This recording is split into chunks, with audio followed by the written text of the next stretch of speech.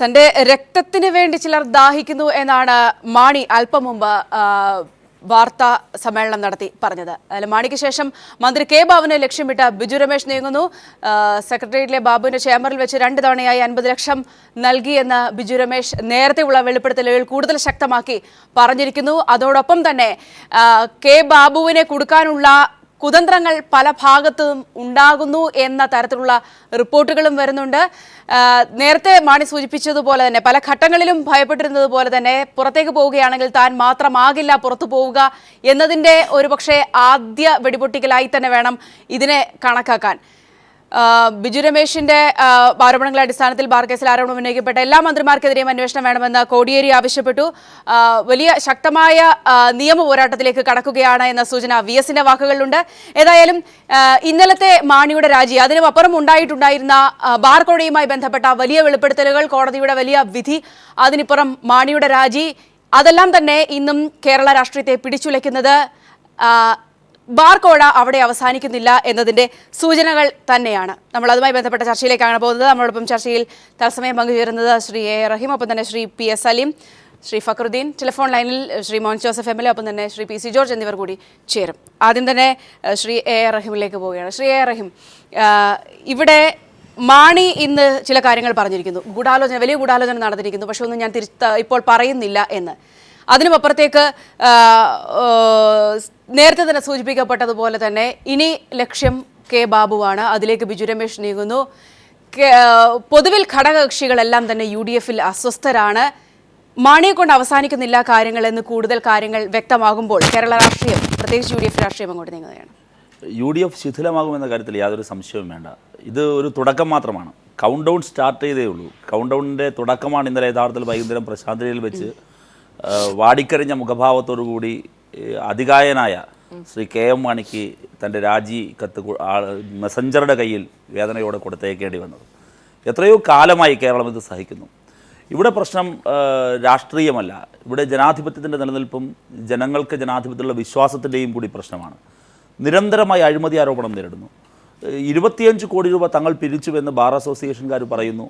ആ 25 കോടിയിൽ 1 കോടി കൊടുത്തവനാണ്, വാങ്ങിയ ആളാണ് ഇപ്പോൾ പുറത്തേക്ക് പോയത്. കേസിൻ്റെ ഒരു പ്രത്യേക ഘട്ടത്തിലേക്ക് എത്തി നിൽക്കുന്നത്. ഒരു സംശയവും വേണ്ട, ബാക്കി 24 കോടി എവിടെ പോയി?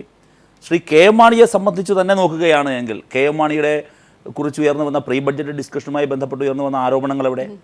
അപ്പോൾ ഇത് നീതിന്യായ വ്യവസ്ഥയിൽ ജനങ്ങൾക്കൊരു വിശ്വാസം വേണമെങ്കിൽ, ഈ സിസ്റ്റത്തിലൊരു വിശ്വാസം വേണമെങ്കിൽ ഉമ്മൻചാണ്ടി സർക്കാർ ഒരു നിമിഷം പോലും അധികാരത്തിൽ തുടരുവാനുള്ള ധാർമ്മികതയില്ല. ഇപ്പോൾ KM മാണിയുടെ കേസിൽ എന്താണ് കോടതി യഥാർത്ഥത്തിൽ ഉദ്ദേശിച്ചത്? KM മാണി രാജിവെക്കുക എന്നുള്ള അദ്ദേഹത്തിൻ്റെ ധാർമ്മികതയ്ക്ക് വിടുകയാണ്. കാരണം എന്താണ്?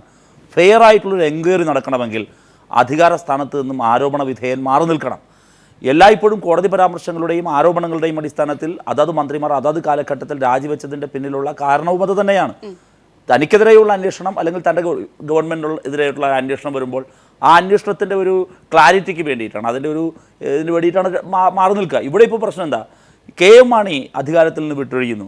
KM മാണിയുടെ രാജി സ്വീകരിച്ചുകൊണ്ട് ഉമ്മൻചാണ്ടി നടത്തിയ വാർത്താ സമ്മേളനം എന്നത് രാജി സ്വീകരിച്ച വാർത്താ സമ്മേളനമായിരുന്നില്ല, KM മാണിക്ക് ഗുഡ് സർട്ടിഫിക്കറ്റ് കൊടുത്ത വാർത്താ സമ്മേളനമാണ്. ഇന്ന് KM മാണി 24 മണിക്കൂർ പിന്നിടുമ്പോൾ KM മാണി നടന്ന വാർത്താ സമ്മേളനം എന്താ? KM മാണി പറയുന്നത് എന്നിലൊതുങ്ങുന്നില്ല, ബാർക്കോഴ എങ്ങോട്ടേക്കാണ് തിരിയുന്നത് നിങ്ങൾ നോക്കൂ. ഒരു സംശയവും വേണ്ട, പാലായിൽ നിന്ന് തൃപ്പൂണിത്തുറയിലേക്കാണ് ഇപ്പോൾ ഈ ബസ് സഞ്ചരിച്ചുകൊണ്ടിരിക്കുന്നത്. ഇനി അത് കഴിഞ്ഞ് മറ്റുള്ളിടങ്ങളിലേക്ക് ഇത് സഞ്ചരിക്കും. ഇന്ന് ബിജു രമേശ് പുതിയ ആരോപണങ്ങൾ വെളിപ്പെടുത്തി. അധികാരത്തിലിരിക്കുന്ന KM മാണി അധികാരം വിട്ടൊഴിയുമ്പോൾ സ്വാഭാവികമായും ഈ ബാർക്കോഴ കേസിൽ തെളിവ് കൊടുക്കാൻ വേണ്ടി ഇനിയും ഒരുപാട് പേർ സന്നദ്ധമാണെന്ന് പല ഘട്ടങ്ങളിലായി അവർ തന്നെ പറഞ്ഞിട്ടുണ്ട്. വിവിധ തെളിവുകൾ ഇനിയും കൊടുക്കാൻ പലരും തയ്യാറാണ്. പക്ഷേ അധികാരത്തിൻ്റെ ഗർവിലും അഹങ്കാരത്തിലുമാണ് ഇവരെ എല്ലാവരെയും ഭീഷണിപ്പെടുത്തി മാറ്റിക്കൊണ്ടിരിക്കുന്നത്. ഇവിടെ ന്യായമായി അന്വേഷിക്കുന്ന ഉദ്യോഗസ്ഥരെ ഇവർ ത്രട്ടൻ ചെയ്യുന്നു.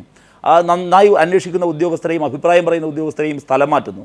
അങ്ങനെ ഉദ്യോഗസ്ഥരെ ഗൺ പോയിന്റിൽ നിർത്തി ഈ സാക്ഷിയായി നിൽക്കുന്നവരെ പ്രലോഭിപ്പിച്ച് ഒക്കെ ഈ കേസുകൾ, തങ്ങൾക്കെതിരായ കേസുകൾ ഓരോ ഘട്ടത്തിലും തേച്ചുമാച്ച് കളയുകയാണ്. ഇവിടുത്തെ പ്രശ്നം വളരെ കൃത്യമായി കഴിഞ്ഞ 4.25 വർഷം കൊണ്ട് ഉമ്മൻചാണ്ടി ചെയ്തത് അഴിമതിയെ സാർവത്രികമാക്കി, അഴിമതി ഒരു സാധാ സംഭവം മാത്രമാക്കി മാറ്റി അതിനെ ലഘൂകരിക്കുകയാണ് ചെയ്തത്. ആർക്കും അഴിമതി നടത്തുവാനുള്ളൊരു ക്ലീൻ സർട്ടിഫിക്കറ്റാണ് കൊടുത്തത്.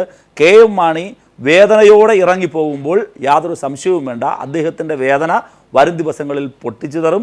അതിൽ അദ്ദേഹം ഒരുപാട് കാര്യങ്ങൾ വെളിപ്പെടുത്താൻ അദ്ദേഹത്തിന് തന്നെ ഉണ്ടാകും. പുതിയ തെളിവുകൾ അധികാരം വിട്ടുവീഴുന്നവർക്കെതിരെ ഇത് കണ്ടുകൊണ്ട് KM മാണിയുടെ പതനം കണ്ടുകൊണ്ട് പണം ആരെല്ലാം കൊടുത്തിട്ടുണ്ടോ അവരെല്ലാം വരും ദിവസങ്ങളിൽ വെളിപ്പെടുത്തപ്പെടാൻ സാധ്യതയുണ്ട്. അതിൻ്റെ എല്ലാം അടിസ്ഥാനത്തിൽ UDF ശിഥിലമാകും. വരാൻ പോകുന്ന തെരഞ്ഞെടുപ്പിൽ UDF ഉണ്ടാകില്ല. അതോടൊപ്പം തന്നെ ഇന്ന് സഖാവ് കൊടിയേരി പറഞ്ഞു കഴിഞ്ഞു, ഈ ഓരോ ഘട്ടത്തിലും ഘടകകക്ഷികളെ ശിഥിലമാക്കി. ഉമ്മൻചാണ്ടി പലപ്പോഴും പറയുന്നൊരു കാര്യം എന്താ, ഞാൻ അധികാരത്തിലേറിയപ്പോൾ 2 MLA-മാരുടെ ഭൂരിപക്ഷം മാത്രം 6 മാസം കൊണ്ട് ഈ ഗവൺമെൻറ് താഴെ വീഴുമെന്നാണല്ലോ പറഞ്ഞത്. ഓരോ ഘട്ടത്തിലും അദ്ദേഹത്തിൻ്റെ വീമ്പ് പറച്ചിലതാണ്. എങ്ങനെയാണ് ഉമ്മൻചാണ്ടി അധികാരത്തെ ഇത്രയും കാലം വലിച്ചഴിച്ചു കൊണ്ടുപോയത്? ഒരു അധാർമികമായ ഒരു ജനാധിപത്യ വിരുദ്ധമായ സമീപനത്തിനും ഇടതുപക്ഷ ജനാധിപത്യ മുന്നണി ഒരു ഘട്ടത്തിലും ശ്രമിച്ചില്ല. അത് ഞങ്ങളുടെ ജനാധിപത്യ മര്യാദ. രണ്ടാമതൊന്ന്, നിങ്ങളോ ഓരോ ഘട്ടത്തിലും കേരളത്തിന് ഇതുവരെ പരിചിതമല്ലാതിരുന്ന ചാക്കിട്ടുപിടുത്തം ഉൾപ്പെടെ വിവിധ ഘട്ടങ്ങളിൽ ഭീഷണിപ്പെടുത്തി നിങ്ങളുടെ ഘടകകക്ഷികളെ നിർത്തിയതുൾപ്പെടെ അങ്ങനെ വിവിധ സന്ദർഭങ്ങളിൽ ഉമ്മൻചാണ്ടിക്കെതിരെ ആരെല്ലാം തിരിയാൻ സാധ്യതയുണ്ടോ അവരെ എല്ലാവരെയും പല സന്ദർഭത്തിൽ കൃത്യമായി ഘടകകക്ഷികളെ ഓരോന്നിനെയും ശിഥിലമാക്കുക. ഒരു ഇവിടെ ഇന്നിപ്പോൾ രാജിയെ ന്യായീകരിച്ചുകൊണ്ട്, രാജിവെച്ച സന്ദർഭത്തെ ന്യായീകരിച്ചുകൊണ്ട് മാണി പറഞ്ഞിരിക്കുന്നത് നീതിന്യായ വ്യവസ്ഥയോടുള്ള ആദരവ് കൊണ്ടാണ് എന്നാണ്. പക്ഷേ ആദ്യഘട്ടത്തിൽ പല ആവർത്തി ഒടുവിൽ വിജിലൻസ് കോടതിയിൽ നിന്നും വിമർശനം വരുന്നു, പിന്നീട് ഹൈക്കോടതിയിലേക്ക് കാര്യങ്ങൾ നീങ്ങുന്നു. ആ ഘട്ടത്തിലൊക്കെയും ആയിരുന്നു ഈ ഒരു രാജിയെങ്കിൽ ഒരു പക്ഷേ ഈ നീതിന്യായ വ്യവസ്ഥയോടുള്ള ആദരവെന്നോ ധാർമ്മികതയെന്നോ ഒക്കെ പറയാമായിരുന്നു.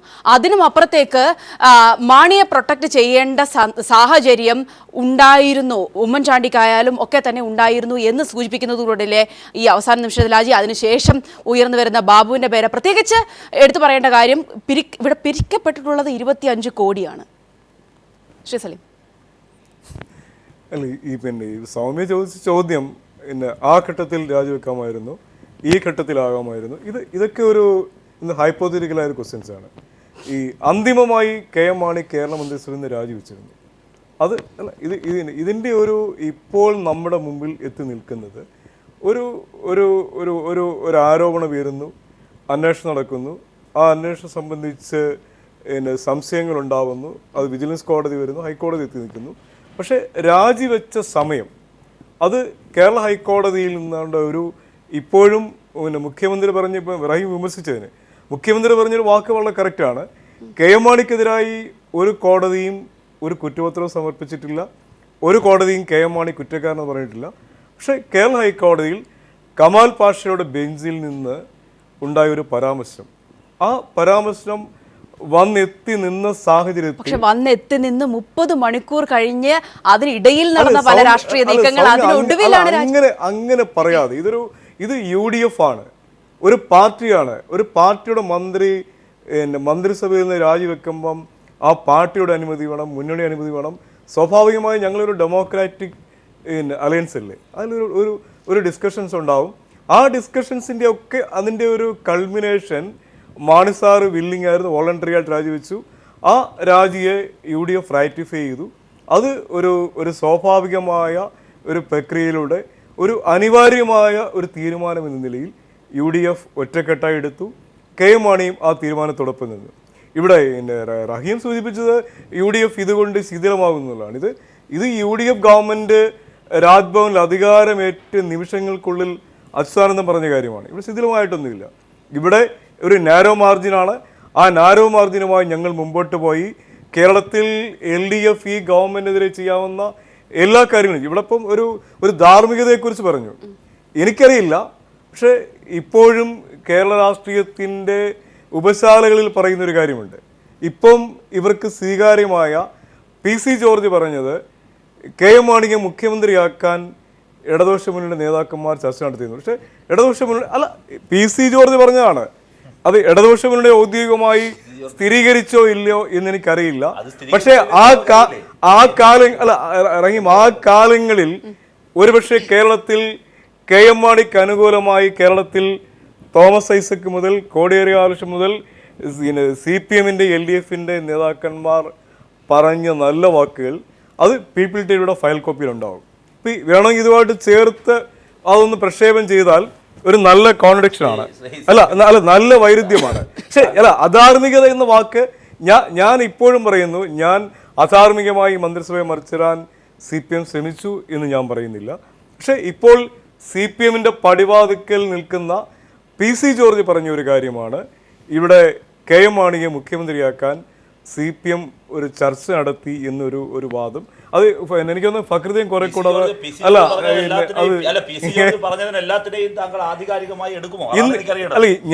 ഞാൻ പറഞ്ഞല്ലോ അതിനു മുമ്പ്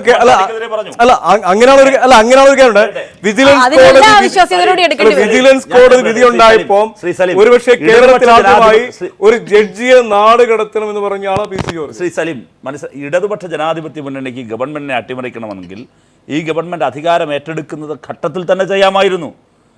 അന്നും ഇതുപോലെ എത്രയോ പത്രവാർത്തകൾ വന്നു. അല്ലല്ല, ഞാൻ പറയട്ടെ, അന്നും ഇതുപോലെ പത്രവാർത്തകൾ വന്നിരുന്നില്ലേ? അന്നും ഇതുപോലെ വിവാദങ്ങൾ വന്നിരുന്നില്ലേ? ആരോപണങ്ങൾ വന്നിരുന്നില്ലേ? അതാ ഞാൻ പറഞ്ഞത്, ഇതിന്റെ പ്രാരംഭ ദിശ മുതൽ ഇടതുപക്ഷ ജനാധിപത്യ മുന്നണി രാഷ്ട്രീയമായ മര്യാദ, ജനങ്ങൾ നാരോ മാർജിന്റെ പേരിലാണെങ്കിലും മാൻഡേറ്റ് കൊടുത്ത ആർക്കോ അവർ ഭരിക്കട്ടെ. ഇടതുപക്ഷ ജനാധിപത്യ മുന്നണിയുടെ ചരിത്രത്തിലല്ല ഇപ്പോഴും അതാണ് ചെയ്തത്. പക്ഷേ നിങ്ങൾ തിരികെ ആ രാഷ്ട്രീയമായ ധാർമ്മികത പുലർത്തുന്നില്ല. ഇവിടെ വരുന്ന പ്രശ്നം, രാഷ്ട്രീയത്തിൽ റൂളുകളെങ്ങും എഴുതി വെച്ചിട്ടില്ല, കീഴ്വഴക്കങ്ങളാണ്. ചില ധാർമ്മികതയെല്ലാം നിലനിർത്തുന്നത് കീഴ്വഴക്കങ്ങളാണ്, പ്രീസിഡൻസ് ആണ്. ഇവിടെ ഈ ഗവൺമെൻറ് ഉണ്ടാക്കിയിരിക്കുന്ന പ്രീസിഡൻസ് എന്താണ്? വിമാനം തകർന്നാൽ രാജിവെച്ച വ്യോമയാന മന്ത്രിമാരുള്ള രാജ്യത്ത്, ട്രെയിൻ ദുരന്തത്തിൻ്റെ പേരിൽ രാജ്യസന്നദ്ധ അറിയിക്കുകയും പിന്നെ രാജിവെക്കുകയും ചെയ്ത ദേശീയ നേതാക്കളുള്ള ഈ രാജ്യത്ത് എത്ര അഴിമതി ഉണ്ടായാലും ഇപ്പോൾ പറയുകയാണ് ധാർമ്മികതയുടെ പേരിൽ. എന്ത് ധാർമ്മികതയാണ്? വിജിലൻസ് കോടതിയുടെ വിധി വന്നു, അനങ്ങിയോ നിങ്ങൾ? വിജിലൻസ് കോടതി വിധിയെ സംബന്ധിച്ച് തിരഞ്ഞെടുപ്പിന്റെ ഫലം വന്നതിന്റെ അന്ന് വൈകുന്നേരം മാധ്യമപ്രവർത്തകരെ ഉമ്മൻചാണ്ടി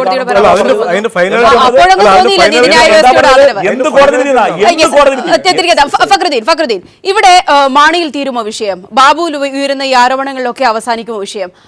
അതോടൊപ്പം തന്നെ ഇപ്പോൾ നിലവിൽ UDF-നെതിരായി ഉണ്ടായിരിക്കുന്ന പ്രചരണങ്ങളുടെ ഒരു പ്രതിഫലനമായി ഇത് അവസാനിക്കുമെന്ന് കരുതുന്നുണ്ടോ? ഇത് മാണിയിലൊന്നും ചെന്ന് അവസാനിക്കും എന്ന് ഞാൻ കരുതുന്നില്ല. കാരണം മാണിയുടെ സ്വഭാവം വെച്ച് മാണിക്ക് വിശാലമായിട്ടുള്ള ഇവിടെ ആൻറ്റി ഫാസിസ്റ്റ് ധാരയെ കെട്ടിപ്പടുക്കാമെന്നല്ലല്ലോ. അങ്ങനെയാണെങ്കിലാണ് മിണ്ടാതിരിക്കുള്ളൂ. അങ്ങനെ നല്ല മാണിയുടെ ലക്ഷ്യം മാണിയുടെ പേഴ്സണൽ അജണ്ട തന്നെയായിരുന്നു. മാണിക്ക് വലിയൊരു അടിയാണ് കിട്ടിയത്. പക്ഷേ ഇവിടെ മനസ്സിലാക്കേണ്ട ഒരു കാര്യം, ഒരുപക്ഷെ മാണിയിലൂടെ തീരുന്നെങ്കിൽ അതിന് കാരണം സഭയാണ്. ഇപ്പം ഈ ഉമ്മൻചാണ്ടി ഇപ്പം ഇന്നലെ മാണി രാജിവെച്ചത് നമ്മൾ ഇപ്പം റഹീം ഉൾപ്പെടെയുള്ള ആളുകൾ അതിശക്തമായ സമരം ചെയ്തിട്ടോ അല്ലെങ്കിൽ ഉമ്മൻചാണ്ടി കാര്യമായിട്ട് ഇടപെട്ടിട്ടോ ഒന്നല്ല. അതിൻ്റെയൊക്കെ ഫലമുണ്ടാവും, അതിൻ്റെ ഒരു പേടിയൊക്കെ ഉണ്ടാവും. അതിലുപരി വലിയ സമരങ്ങളൊക്കെ നമ്മളിവിടെ കണ്ടിട്ടുണ്ട്. സഭ മാണിയിൽ നിന്ന് പതുക്കെ ഡിറ്റാച്ച്ഡ് ആവും. സഭയായിരുന്നു. ഇന്നലെ ജോൺ ബിട്ടാസ് ഒരു ചർച്ചയിൽ പറഞ്ഞ പോലെ, ഇവിടെ കേരള പീപ്പിൾ ഞങ്ങൾ ഇരിക്കുമ്പോൾ പറഞ്ഞ പോലെ, സിറിയൻ കത്തോലിക് കമ്മ്യൂണിറ്റി ആയിരുന്നു ഇദ്ദേഹത്തിൻ്റെ ഒരു ശക്തി എന്ന് വെച്ചാൽ. ആ സഭ പതുക്കെ ഇദ്ദേഹത്തിന് ഡിറ്റാച്ച്ഡ് ആവുകയാണ്. ഞാൻ മനസ്സിലാക്കിയത് ഇപ്പം ചങ്ങനാശ്ശേരി ആർച്ച് ബിഷപ്പ് മാത്രമാണ്, വേറൊരു ബിഷപ്പും കൂടിയാണ് ഔട്ട്റൈറ്റ് ആയിട്ട് ഇദ്ദേഹം സപ്പോർട്ട് ചെയ്യുന്നത്. പാലാ ബിഷപ്പാണെങ്കിലും കാഞ്ഞിരപ്പള്ളി ബിഷപ്പാണ്, ഇവരൊക്കെ ഇദ്ദേഹത്തിനെതിരാണ്. ഇപ്പോൾ റഹീമിൻ്റെ പാർട്ടി പോലെ അല്ലെങ്കിൽ ഒന്നുമല്ല ഈ കേരള കോൺഗ്രസിൻ്റെ അവസ്ഥ. അത് ഈ ബിഷപ്പുമാരുടെ സഭയുടെ ഒരു സപ്പോർട്ടിൽ നിൽക്കാൻ പറ്റില്ല. അതൊരു പ്രധാനപ്പെട്ട ഘടകമാണ്. പിന്നെ രണ്ടാമത്തെ ഘടകം എന്ന് വെച്ചാൽ പാലയിൽ തന്നെ ഇന്നലെ നിങ്ങൾ നോക്കൂ, ശരിക്കും ഈ സംഭവം കണ്ണൂർ സഖാവ് പിണറായിക്ക് മറ്റാണ് സംഭവിച്ചതെങ്കിൽ, ഏത് വിഷയമാണെങ്കിലും പിണറായി വിജയൻ മണിനെ പോലെ ആണ് എന്നല്ല ഞാൻ പറഞ്ഞു വരുന്നത്. ഇങ്ങനൊന്നല്ല, നിങ്ങൾ കാണുന്ന ജനസാഗരമായിരിക്കും. അങ്ങനെ ഒരു സാഗരം ഒന്നും നമ്മൾ ഇന്നലെ കണ്ടിട്ടില്ല. അവിടെ 13 ആളുകളെ പാലയിലുള്ളൂ. മാണിക്ക് അത്ര സപ്പോർട്ട് അവിടെ ഉള്ളൂ. ഈ പലപ്പോഴും ഈ മാണി കാണിച്ചിരുന്ന വെച്ചാൽ പാലം മൊത്തം എൻ്റെ കയ്യിലാണ്, കോട്ടയം ക്രിസ്ത്യൻ ബെൽറ്റ് ഞങ്ങളുടെ മുന്നിൽ എൻ്റെ കയ്യിലാണെന്ന് പറഞ്ഞിട്ട് നമ്മളൊക്കെ ഹൈജാക്ക് ചെയ്യായിരുന്നു. ഇനി ഇയാള് ഇങ്ങോട്ട് വരുന്നതിന്റെ മുനിസിപ്പാലിറ്റി കൊണ്ട് ജയിച്ചു. പാലം തൊട്ടടുത്തുള്ള പഞ്ചായത്തുകളൊക്കെ തോറ്റു. പിന്നെ 23-21 തോന്നുന്നു. പിന്നെ ഞാൻ പറഞ്ഞു വരുന്നത്, അപ്പോൾ ഇങ്ങനെ ഒരു തെറ്റിദ്ധാരണ വരുത്തായിരുന്നു. കഴിഞ്ഞ ദിവസം അയാൾ ബിഷപ്പിനെ കാണാൻ പോയല്ലോ. എനിക്ക് അനൗദ്യോഗികമായി വെരിഫൈ ചെയ്യേണ്ട ഫാക്ടറാണ്. പിന്നെ മനോരമ ഇൻഡയറക്റ്റ് ആയിട്ട് പറഞ്ഞു, ഇന്നത്തെ പത്രത്തിൽ പറഞ്ഞു അത് തന്നെയാണ്. ഈ പത്രത്തിൽ മനോരമ പറഞ്ഞിരിക്കുന്നത് ബിഷപ്പിനെ ഇൻഡയറക്റ്റ് ആയിട്ട് ബിഷപ്പിനെ കാണാൻ പറ്റിയില്ല. പക്ഷേ അവിടെയൊക്കെ ചുറ്റിക്കറങ്ങി ബിഷപ്പിനെ കണ്ടെന്ന് പ്രതീതി ഉണ്ടാക്കിയായിരുന്നു. അല്ലെങ്കിൽ ഞാനിപ്പോൾ പറയുന്നത് സഭ ക്ലാരിഫൈ ചെയ്യണം. കണ്ടിരുന്നോ? ഞാൻ പറഞ്ഞു വന്നത് അതുകൊണ്ടൊക്കെ തന്നെ ഇനി സഭേനെ പിണക്കിക്കൊണ്ട് അധികാരം മാണി മുന്നോട്ട് പോകും എന്നുള്ള തോന്നലും എനിക്കില്ല. പിന്നെ രണ്ട്, ജസ്റ്റ് ഒരു ഇലക്ഷൻ വിജയത്തിൻ്റെ പുറത്തുള്ള പൊളിറ്റിക്കൽ സ്റ്റേറ്റ്മെൻറ്റ് അപ്പറായി നമ്മൾ രാഷ്ട്രീയത്തെ കാണേണ്ടതുണ്ട്. ഇപ്പോൾ അരുവിക്കര ഇലക്ഷൻ കഴിഞ്ഞപ്പോൾ CPM ഫിനിഷ്, BJP രണ്ടാമത് വരുന്ന ഉമ്മൻചാണ്ടി തെറ്റായിരുന്നു. മതനിരപേക്ഷ കേരള സമൂഹത്തിനോട് ചെയ്ത തെറ്റാണ്. അതുപോലെ തന്നെ ഈ പിന്നെ കേരളത്തിൽ നിലവിലുള്ള DYFIയിൽ സ്വരാജ് കഴിഞ്ഞ ഏറ്റവും ഇൻസൈറ്റുള്ള നല്ല വായനയുള്ള, ഞാൻ വെറുതെ ഇവിടെ ഇരിക്കുന്നുണ്ടോ എനിക്ക് ഏറ്റവും കൂടുതൽ ബഹുമാനമുള്ള നേതാവാണ് ഈ നമ്മുടെ റഹീം. പക്ഷേ ജസ്റ്റ് ഒരു ഇലക്ഷൻ പരാജയത്തിന് മുന്നേ മാണിയുടെ പരാജയം ചൂണ്ടിക്കാണിച്ചുകൊണ്ട് UDF ശിഥിലമായി എന്ന് പറയുന്നത് ശരിയല്ല. കാരണം UDF അങ്ങനെ എളുപ്പം ശിഥിലമാവുമെന്ന് എനിക്ക് തോന്നുന്നില്ല. പക്ഷേ ആ ഉമ്മൻചാണ്ടി അടുത്തുള്ള പൊളിറ്റിക്കൽ സ്റ്റേറ്റ്മെന്റ് നമ്മൾ നടത്തണ്ട. UDF ഇവിടെ നിലനിൽക്കേണ്ട, ഇവിടെ മതേതര സമൂഹം നിലനിൽക്കേണ്ട ആവശ്യമാണ്. LDF വേണം, UDF വേണം. ഉമ്മൻചാണ്ടി അങ്ങനെ പലതും പറഞ്ഞിട്ടുണ്ടാവും. പക്ഷേ ഒരു കാര്യം സംഭവിക്കാൻ പോകുന്നത്, കാലാകാലമായിട്ട് ഈ പറയുന്ന UDF-ന് കിട്ടിക്കൊണ്ടിരുന്ന ക്രിസ്ത്യൻ മുസ്ലിം വോട്ടുകളിൽ ഇടതുപക്ഷ അനുകൂലമായിട്ട് ഉറപ്പായിട്ട് ഒരു ഷിഫ്റ്റ് ഉണ്ടാവും. സ്വാഭാവികമായിട്ടും ഇടതുപക്ഷത്തെ പോലെ തന്നെ കൃത്യമായ മതനിരപേക്ഷ നിലപാട് ഊന്നി ഊന്നി പറഞ്ഞുകൊണ്ട് മുന്നോട്ട് പോയാൽ മാത്രമേ നിലനിൽക്കാൻ പറ്റൂ എന്നുള്ള പാഠമാണ് ഇനി UDF-ന് കിട്ടാൻ പോകുന്നത്. യെസ്, എന്നാലും ചർച്ചയിലേക്ക് തിരികെ എത്താം. മാണിയിൽ ഒതുങ്ങുമോ കാര്യങ്ങൾ? പുറത്തു നിൽക്കുന്ന മാണി എത്രത്തോളം അകത്തുള്ളവരെ പ്രൊട്ടക്ട് ചെയ്യും എന്നതുകൂടി കണ്ടറിയേണ്ടിയിരിക്കുന്നു. ഏതായാലും പുതിയ വെളിപ്പെടുത്തലുകളൊക്കെ വരും ദിവസങ്ങളിൽ ഉണ്ടാകും, കെ ബാബുവിന് അപ്പുറത്തേക്കും ഉണ്ടാകും എന്ന സൂചനകൾ പലരും നൽകുന്നുണ്ട്. നിലവിൽ നമ്മളുടെ വിഷയം നമ്മൾ സംസാരിച്ചു കൊണ്ടിരിക്കുന്നത് മാണിയുടെ പൊതു സ്വീകാര്യത കുറഞ്ഞു എന്നത് തന്നെയാണ്. ഒരുപക്ഷെ ഇവിടെ ഫക്രുദ്ദീൻ സൂചിപ്പിച്ചതുപോലെ തന്നെ സഭയുടെ പിന്തുണയായിരുന്നു ഇതുവരെ ഉണ്ടായിരുന്ന മാണിയുടെ ഒരു വലിയ പ്രൊട്ടക്ഷൻ. UDF ഒരു പരിധിവരെയും മാണിയെ സംരക്ഷിച്ചിരുന്നതും അതിനൊരു വലിയ ഘടകം തന്നെയായിരുന്നു അത്. പക്ഷേ ഇപ്പോഴത്തെ സാഹചര്യത്തിൽ അതുകൂടി പരിശോധിക്കപ്പെടേണ്ടതുണ്ട്. ഏതായാലും അല്പം മുമ്പ് വാർത്താ സമ്മേളനത്തിൽ മാണി ഇനി മത്സരിക്കുമോ എന്ന ചോദ്യത്തിന് മാണി പറഞ്ഞ ഉത്തരം പാല ആഗ്രഹിക്കുകയാണെങ്കിൽ മത്സരിക്കും, ആരോഗ്യമുണ്ടെങ്കിൽ മത്സരിക്കും എന്ന് തന്നെയാണ്. ശ്രീ റഹീം, ഇവിടെ ആദ്യം മുതൽ തന്നെ ഒരുപക്ഷെ തെരഞ്ഞെടുപ്പിന്റെ തൊട്ടു മുമ്പത്തെ ദിവസങ്ങളിൽ ഹൈക്കോടതിയുടെ വളരെ രൂക്ഷമായ വിമർശനം വരുന്നു. അപ്പോൾ പോലും വളരെ സ്റ്റേണായി മാണി നിന്നു.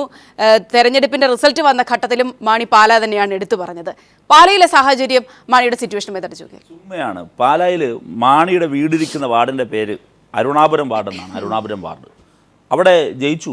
മാണിയുടെ 2 തന്നെ. വോട്ടിന്റെ ഭൂരിപക്ഷം എന്നറിയോ? 4 നാലോട്ടിന്റെ ഭൂരിപക്ഷത്തിലാണ് ജയിച്ചത്. ആരാ? മാണിക്കോട്ടുള്ള വാർഡ്. മാണിയുടെ വീട്ടുകാർ MP ജോസ് കെ മാണി ഒക്കെ ഇറങ്ങി വീട് കയറിയിട്ട് കിട്ടിയ ഭൂരിപക്ഷമായത്. 4 വോട്ടിന്റെ ഭൂരിപക്ഷം. ഞാൻ പറഞ്ഞത് അല്ല, ഭൂരിപക്ഷം ഞാൻ പറഞ്ഞത് മാണിയുടെ ശക്തി ഇങ്ങനെയൊക്കെയാണ്, സാങ്കേതികമായ ശക്തിയാണ്, അങ്ങനെ മാത്രം കാണണം. ഇവിടെ അല്ല ഞാൻ പറയട്ടെ, മുനിസിപ്പാലിറ്റി ഞാൻ പറയട്ടെ ശ്രീ സലീം, മാണിയുടെ സ്വന്തം വീട്ടിലിരിക്കുന്ന വാർഡിന്റെ പിക്ചറാണ് ഞാൻ ഈ പറഞ്ഞത്, അരുണാപുരം വാർഡിന്റെ പിക്ചർ. ഇത് രസകരമായ കാര്യം. ഞാൻ ശ്രീ ഫക്രു പറഞ്ഞ അഭിപ്രായങ്ങളെ മാനിച്ചുകൊണ്ട് തന്നെ പറയുന്നു. ഞാൻ UDF-ന്റെ ഒരു സാധ്യതയെയും അല്ലെങ്കിൽ UDF-ന്റെ ആവശ്യകതയും കുറിച്ചല്ല ഞാൻ സംസാരിക്കുന്നത്, UDF-ആണ് സംസാരിക്കേണ്ടത്. പക്ഷേ ഇവിടെ ഒരു പ്രശ്നം, അദ്ദേഹം രാഷ്ട്രീയ നിരീക്ഷകൻ എന്ന നിലയിൽ അദ്ദേഹം അത് കാണുന്നുണ്ടാകും. പക്ഷേ UDF-ന്റെ കൊമ്പ് മുറിക്കുന്നത് ആര്? ഞങ്ങളാരുമല്ല. ഈ ഗവൺമെൻറ് അധികാരത്തിൽ വന്നതിന് ശേഷം ഞങ്ങൾ ഈ ഗവൺമെൻറ്റിനെയോ UDF-നെയോ ഞാൻ ആദ്യം പറഞ്ഞു അധാർമികമായി അട്ടിമറിക്കുന്നതിനുള്ള ഒരു ചെറുനീക്കം പോലും ഇടതുപക്ഷ ജനാധിപത്യ മുന്നണി നടത്തിയില്ല. ഞങ്ങൾക്കാർക്കും ആരും ഒന്നും അങ്ങനെ അറിഞ്ഞുകൂടാത്ത അല്ലെങ്കിൽ അതിന് അങ്ങനെയൊന്നും അല്ലല്ലോ, വേണ്ട എന്ന തീരുമാനത്തിന് അത് നമ്മുടെ പോളിസി ആയിരുന്നു. അതിനുശേഷം ഓരോ ഘട്ടങ്ങളിലായി ഈ ഗവൺമെൻറ്റിനെ ശിഥിലമാക്കാനുള്ള നടപടി സ്വീകരിച്ചതാരാ? ഇതിൽ നിൽക്കാത്ത പല വിഷയങ്ങളുണ്ട്, സംഘപരിവാറിനുള്ള സമീപനം ഉൾപ്പെടെ.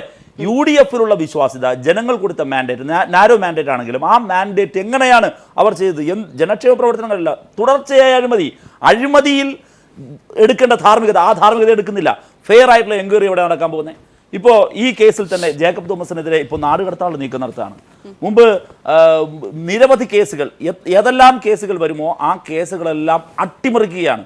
തനിക്കെതിരെ വരുന്ന കേസ്, തൻ്റെ ഓഫീസിനെതിരെ വരുന്ന കേസ്, അതിനെ അട്ടിമറിക്കുന്ന ഒരു സമീപനമാണ്. ഇപ്പോൾ പറയുന്നത് കെ ബാബുവിനെതിരെ വരട്ടെ, അപ്പോൾ നോക്കാം. ഇപ്പോൾ ഈ ഏതെങ്കിലും തരത്തിൽ ധാർമ്മികതയുടെ ഒരു ചെറിയ അംശമെങ്കിലും ഇനിയെങ്കിലും UDF-ൽ ബാക്കിയുണ്ട് എങ്കിൽ കെ ബാബുവിനോട് രാജിവെക്കാൻ പറയണ്ടേ? Shri Mons Joseph M L A നമ്മോടൊപ്പം ടെലിഫോൺ ലൈൻ ചെയ്തിട്ടുണ്ട്. ശ്രീ മോൻസ് ജോസഫ്, മാണി മാറി നിന്നിരിക്കുന്ന ഒരു സാഹചര്യം അദ്ദേഹം തന്നെ വിശദീകരിക്കുന്നുണ്ട്. അതിനുമപ്പുറത്തേക്ക് ബാർകോഴ എന്ന് പറയുന്ന വിഷയത്തിന്റെ കേസിന്റെ വ്യാപ്തി എത്രത്തോളമാണെന്ന് നമുക്കറിയാം. പിരിച്ചിട്ടുള്ളത് 25 കോടിയാണ്. ബാക്കി ഉൾപ്പെട്ടിട്ടുള്ളവർക്കെതിരെ എല്ലാം നടപടി വേണമെന്നൊരു പൊതുവികാരമാണ് കേരള കോൺഗ്രസ് ഉള്ളത് എന്നും കൂടി അറിയുന്നു. നിലവിലെ സാഹചര്യങ്ങൾ, നിലവിലെ പൊസിഷൻ എങ്ങനെയാണ്, സ്റ്റാൻഡ് എങ്ങനെയാണ് ശ്രീ മോൻസ് ജോസഫ്? അദ്ദേഹത്തിന് ടെലിഫോൺ ലൈൻ കട്ടായതാണ്. ശ്രീ പി എസ് സലീം, ഇവിടെ സൂചിപ്പിച്ചതുപോലെ UDF ശിഥിലമാകുന്നില്ല എന്ന് അങ്ങനെ പറയുന്നുണ്ട്, പൊതുവിൽ അങ്ങനെ പറയാം. പക്ഷേ അതിനുമപ്പുറത്തേക്ക് ഇന്നിപ്പോൾ വാർത്താ സമ്മേളനത്തിൽ മാണി പറഞ്ഞ ചില സുപ്രധാനമായ കാര്യങ്ങളുണ്ട്. തൻ്റെ രക്തത്തിന് വേണ്ടി ആരൊക്കെയോ ദാഹിക്കുന്നു, ചില ഗൂഢാലോചനകൾ നടത്തിയിട്ടുണ്ട്, ഗൂഢാലോചനക്കാരുടെ പേര് പറയുന്നില്ല. അവിടെ LDF ആയിരുന്നു, CPM ആയിരുന്നു ഗൂഢാലോചന നടത്തിയിരുന്നതെങ്കിൽ അദ്ദേഹം അത് എടുത്തു പറഞ്ഞേനെ. ഒപ്പം ബിജു രമേശാണ് ഇവിടെ സ്ട്രെയിറ്റ് ആയി ഇതിന് പ്രത്യക്ഷ വെളിപ്പെടുത്തലുകളുമായി രംഗത്ത് വരുന്നത്. അപ്പോൾ മാണി നൽകുന്ന സൂചന UDF-നുള്ളിൽ നിന്ന് തന്നെ കൂടുതൽ ശക്തരായ ആരോ എന്ന് പറഞ്ഞിട്ടില്ല. സൂചനയാണ്. എങ്കിൽ തുറന്ന് പറയില്ലേ, പേര് പറയില്ലേ? അല്ല സൗമ്യ, ഇത് ഈ വരികൾക്കപ്പുറത്തേക്ക് പോകുന്നതുകൊണ്ടാണ് ഈ ഒരു നിഗമനത്തിലെത്തുന്നത്. അദ്ദേഹം അങ്ങനെ ക്ലിയർ ആയി പറഞ്ഞു. മാണി സാർ പറഞ്ഞത് മാണി സാറിന്റെ രക്തത്തിന് വേണ്ടി ദാഹിക്കുന്ന ആൾ എടുത്തു പറയുമായിരുന്നു. കൃത്യമായി തന്നെ LDF-നെതിരെ CPM-നെതിരെ പരാമർശമുള്ളപ്പോൾ ബിജു രമേശ് പ്രത്യക്ഷമായും അതിന്റെ പിന്നെ ഒട്ടേറെ ആളുകളുണ്ട്. ബിജു രമേശിന്റെ പേര് പോലും പറഞ്ഞില്ല. തിരുവനന്തപുരത്ത് CPM നേതാക്കന്മാരുമായി ബിജു രമേശ് കൂടിക്കാഴ്ച നടത്തിയ വിവരം എല്ലാവർക്കും അറിയാവുന്ന കാര്യമില്ലേ, മാധ്യമങ്ങൾക്കറിയാം. അത് വിത്ത് എവിഡൻസ് ഞങ്ങൾ ചൂണ്ടിക്കാണിച്ചതാണ്. അപ്പം മാണി സാറിന്റെ വ്യക്തിത്വത്തിന് വേണ്ടി പലരും ദാഹിച്ചിട്ടുണ്ട്. പ്രത്യക്ഷത്തിൽ ബിജു രമേശ് വന്നു, അതിൻ്റെ പിന്നിൽ പല ആളുകളുണ്ടാവാം. അത് കേരള കോൺഗ്രസ് പറയുന്ന പോലെ ഒരു സ്ക്രീൻ പ്ലേ അതിലുണ്ട്. പക്ഷേ ഇവിടെ ഞാനതാണ് അത് സൂചിപ്പിച്ചത്. പക്ഷേ അന്തിമമായി അത് കേരള ഹൈക്കോടതിയിൽ വന്നപ്പം അവിടെ ഒരു പരാമർശം ഉണ്ടായപ്പം മാണി സാർ ഈ മന്ത്രിസഭയിൽ നിന്ന് പുറത്തു പോയിട്ട് സാഹചര്യമുണ്ടായി. അത് സ്വാഭാവികമായും മാണി സാറിൻ്റെ വാക്കുകൾ കടമെടുത്ത് പറഞ്ഞാൽ നീതിന്യായ വ്യവസ്ഥയോടുള്ള ആദരവ് നിലനിർത്തിക്കൊണ്ട് മാണി സാർ രാജിവെക്കുന്നു, മുഖ്യമന്ത്രി അത് അംഗീകരിക്കുന്നു, ഉദാത്തമായ ജനാധിപത്യ മൂല്യങ്ങൾ ഉയർത്തിപ്പിടിച്ചുകൊണ്ട് മാണി സാർ രാജിവെക്കുന്നു. ഇതാണ് ഇതിൻ്റെ ഒരു ഔട്ട്ലൈൻ നമുക്ക് പറയാൻ കഴിയുന്ന കാര്യമുള്ളൂ. പക്ഷെ അതിൽ ഗൂഢാലോചന ഉണ്ടാവും. അതിൽ പിന്നെ പലരും മാണി സാറിനെ പോലെ ഒരു അരനൂറ്റാണ്ട് കാലം കേരളത്തിൻ്റെ ഭരണരംഗത്ത് നിറഞ്ഞു നിന്ന ഒരു നേതാവ് ഇതുപോലെ ദൗർഭാഗ്യകരമായി ഈ അധികാരത്തിൻ്റെ പടവുകൾ ഇറങ്ങിപ്പോകേണ്ടുന്ന സാഹചര്യത്തിൻ്റെ പിന്നിൽ ഒട്ടേറെ കാരണങ്ങളുണ്ടാവാം. പക്ഷെ അതിന് ഇവിടെ റഹീം കാണുന്ന കാരണങ്ങളല്ല, അല്ലെങ്കിൽ സൗമ്യ സൂചിപ്പിച്ച കാരണങ്ങളല്ല, അല്ലെങ്കിൽ മാണി സാർ പറയാൻ ഉദ്ദേശിച്ച കാര്യം ഇതാണ്, അല്ലെങ്കിൽ മാണി സാറിൻ്റെ മനസ്സുള്ള കാര്യം ഇതാണെന്ന് പറഞ്ഞാൽ അങ്ങനെ ഒരു കൺക്ലൂഷനിൽ നമ്മൾ എത്തേണ്ട കാര്യമില്ല. ഇത് അവർ ആദ്യമേ പറഞ്ഞതാണ്. ഈ ഒരു ആരോപണം ഉന്നയിക്കപ്പെട്ട് തന്നെ ശ്രീ സലീം, ഞാനൊരു കാര്യം ചോദിക്കട്ടെ. താങ്കൾ ആദ്യം ഈ ചർച്ചയിൽ ഉദ്ധരിച്ചു തുടങ്ങിയ ശ്രീ പി സി ജോർജിനെയാണ്. പി സി ജോർജ് മുൻപൊരിക്കലും ഇന്നലെ ഞാനൊന്ന് പറയട്ടെ, ഇന്നലെ വാർത്താ സമ്മേളനത്തിലും പറഞ്ഞൊരു കാര്യമുണ്ട്. ഈ ഗൂഢാലോചനയെ ഞാൻ ചേർത്ത് വായിക്കുകയാണ്. കേരള കോൺഗ്രസ് തീരുമാനിച്ചിരുന്നു അന്ന് ബാർക്കോഴ കേസ് ഉയർന്ന സന്ദർഭത്തിൽ ഇത് ഉമ്മൻചാണ്ടിയുടെ നേതൃത്വത്തിലുള്ള ഗൂഢനീക്കമാണ്, ഗൂഢാലോചനയാണ് എന്ന് പ്രചരിപ്പിക്കാൻ ഞാൻ ഉൾപ്പെടുന്ന കേരള കോൺഗ്രസിന്റെ സ്റ്റിയറിംഗ് കമ്മിറ്റി തീരുമാനിച്ചിരുന്നു എന്ന് പറഞ്ഞിരുന്നു. അതും ഇതും കൂടെ ചേർത്ത് വായിച്ചാൽ പോരെ? അല്ല, പി സി ജോർജ് പറഞ്ഞ ഒരു വേദവാക്യമായിട്ടൊന്നും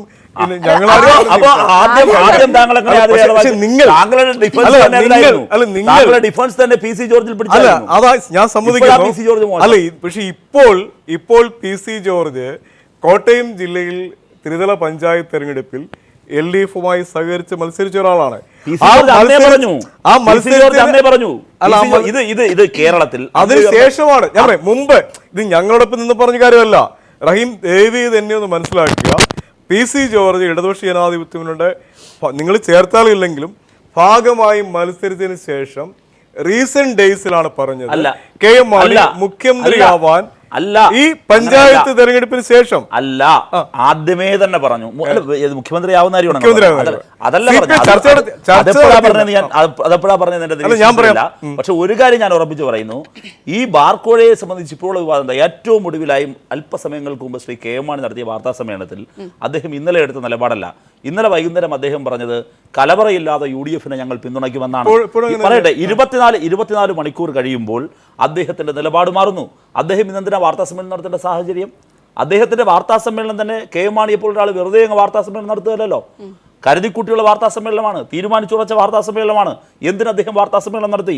ആ വാർത്താ സമ്മേളനത്തിൽ അദ്ദേഹം വ്യക്തമാക്കിയ കാര്യം, എന്റെ രക്തത്തിന് വേണ്ടി ദാഹിക്കുന്നുണ്ട്. ആരാണ് ദാഹിക്കുന്നത്? ഈ ബാർക്കോഴ എന്നിൽ മാത്രം ഒതുങ്ങാൻ പോകുന്നില്ല. ബാർക്കോഴ എങ്ങോട്ടേക്കാണ് പോകുന്നത് നിങ്ങൾ കാണുന്നില്ലേ? ഒരു സംശയവും വേണ്ട. 25 കോടി രൂപ ഇവിടെ പിരിച്ചെടുത്തു എന്നുള്ളത് ഇതിനകം തന്നെ പുറത്തു വന്ന തെളിവുകളിൽ നിന്ന് വ്യക്തമാണ്.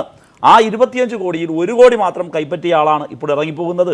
ഇനി ബാക്കിയുള്ളതും ഈ ഭരണത്തിലിരിക്കുന്ന വിവിധ മന്ത്രിമാർക്ക്, ഉമ്മൻചാണ്ടിക്ക് ഉൾപ്പെടെ ഇതിൻ്റെ പങ്ക് പറയാതിരിക്കാൻ പറ്റും. ഓരോ ഘട്ടത്തിലും ശ്രീ ഉമ്മൻചാണ്ടി ഇവരെല്ലാവരും ന്യായീകരിക്കല്ലേ? ഖജനാവിൽ നിന്ന് പണമെടുത്ത് ഈ പണം കൈക്കൂലി വാങ്ങി മുഴുവൻ പേരെ രക്ഷിക്കുന്നതിന് വേണ്ടി ഓടി നടക്കായിരുന്നില്ലേ? എന്തിനു വേണ്ടിയിട്ടായിരുന്നത്? ഒരു പക്ഷേ ഫക്രുദ്ദീൻ, നമുക്ക് ഈ തിങ്കളാഴ്ചയിലെ ഹൈക്കോടതി വിധി വന്നതിന് ശേഷം മാണിയുടെ രാജി വരെയുള്ള കാര്യങ്ങൾ പരിശോധിച്ചാൽ എനിക്ക് തോന്നുന്നു ഇതുവരെ ബാർക്കോഴയുമായി ബന്ധപ്പെട്ട് സംസ്ഥാനത്ത് നടന്നുകൊണ്ടുള്ള രാഷ്ട്രീയ നീക്കങ്ങൾ, അല്ലെങ്കിൽ UDFിലുണ്ടായിട്ടുള്ള നീക്കങ്ങളെല്ലാം വളരെ സൂക്ഷ്മമായി തന്നെ നിരീക്ഷിക്കാമെന്ന് തോന്നുന്നു. KPCCയിൽ തന്നെ ആദ്യം തന്നെ കോൺഗ്രസ് നേതാക്കൾ നിരവധി പേർ പറയാതെ പറഞ്ഞ് രംഗത്തെത്തി, രഹസ്യമായി തന്നെ മീറ്റിങ്ങുകളിൽ പറയുന്നുണ്ടായിരുന്നു. ഒപ്പം തന്നെ കേരള കോൺഗ്രസിന്റെ മീറ്റിംഗിൽ ജോസഫിന്റെ രാജി ആവശ്യപ്പെടുന്നു, അത് പറ്റില്ല എന്ന് പറയുന്നു. ഇത്തരം കാര്യങ്ങളൊക്കെ സലീം പറയുന്നത് പോലെ അത്രയും സുതാര്യമാണോ?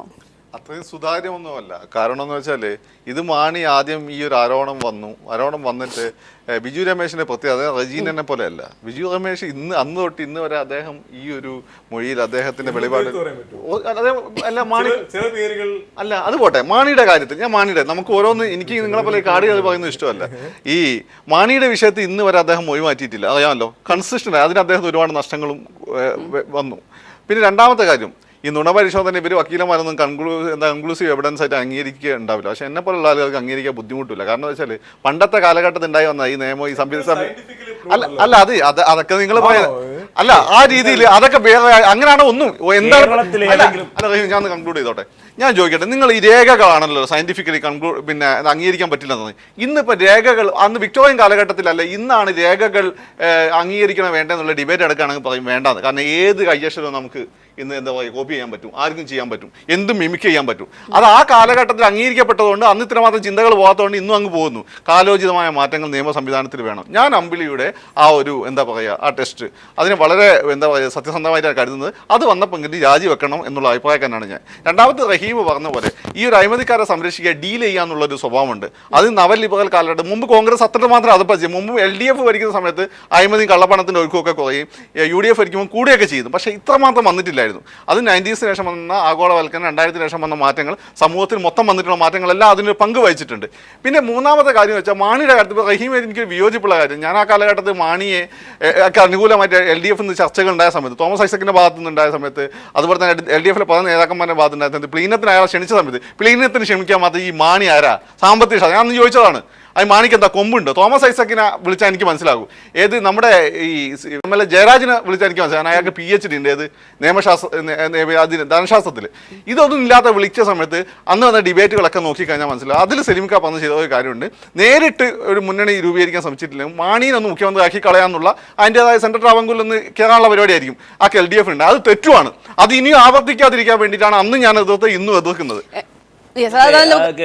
സാങ്കല്പികം മാത്രമാണ്. ഞാൻ പറയട്ടെ ശ്രീ ഫഖ്റുദ്ദീൻ, വിവിധ സന്ദർഭങ്ങളിൽ എത്രയോ ഞങ്ങൾ പ്ലീനവുമായി ബന്ധപ്പെട്ട സെമിനാറിലാണ് ക്ഷണിച്ചത്, അല്ലാതല്ല. അതിൽ ആരെയെല്ലാം ക്ഷണിച്ചിട്ടുണ്ട്? അതെ ഞാൻ പറയട്ടെ അല്ലല്ല പറയട്ടെ ആരെയെല്ലാം ക്ഷണിച്ചിട്ടുണ്ട്. ഞാൻ പറഞ്ഞല്ലോ, ഇടതുപക്ഷ ജനാധിപത്യ മുന്നണിക്ക് അത്തരം നീക്കങ്ങൾ വേണമായിരുന്നുവെങ്കിൽ ഇതിന്റെ പ്രാരംഭഘട്ടത്തിൽ തന്നെ ആകാമായിരുന്നു. എന്നിട്ട് അതുവരെ വൈകിപ്പിക്കണം.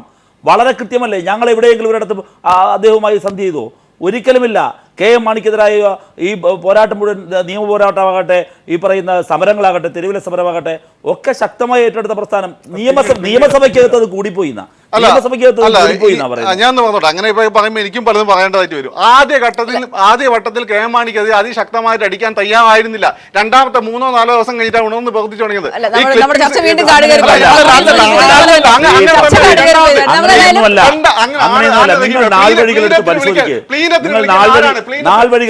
ഇത്രയും കാലത്തെ പ്ലീനത്തിന് നിങ്ങൾ എടുത്തു നോക്കൂ. ഈ സെമിനാറാണ്, പേപ്പറല്ല. സെമിനാർ പേപ്പർ UDFന്റെ മന്ത്രി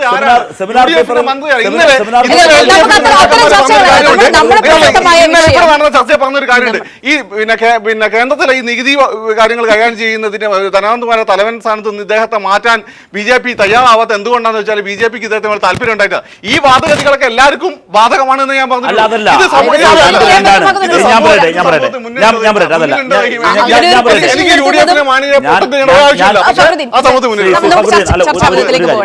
അല്ല, അവിടെ ഒരു ക്ലാരിറ്റിയുടെ ആവശ്യമുണ്ട്. ആളുകൾ ഇത് കണ്ടുകൊണ്ടിരിക്കുകയല്ലേ.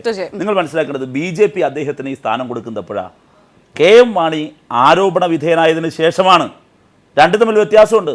KM മാണി കേരളത്തിലെ ഒരു കേരള കോൺഗ്രസിന്റെ ചെയർമാനായിരിക്കുന്നു.